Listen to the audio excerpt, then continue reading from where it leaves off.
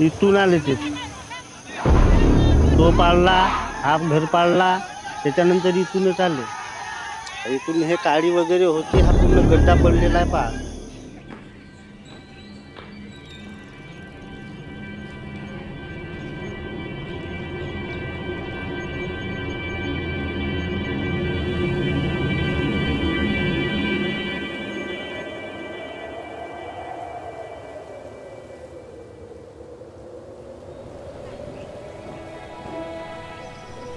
हत्ती आमच्या क्षेत्रात अगोदर होते असे जुन्या लोकांनी सांगितले आहे. पुष्कळशा पुस्तकांमध्ये त्यांचा उल्लेख आलेला आहे. परंतु आमच्या इकडचं जो जंगल क्षेत्र आहे, मुबलक पाणी, बांबूचे भरपूर वने आहेत, इथे खूप घनदाट जंगल आहे.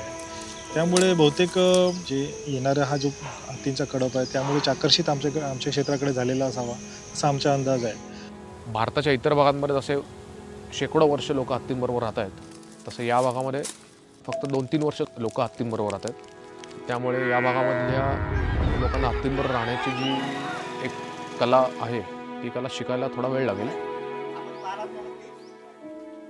So there are no easy answers, but we are really fortunate that there is this herd of elephants in Gadchiroli, but at the same time that the situation is managed so that the people don't get harmed in any way and the elephants are also able to thrive.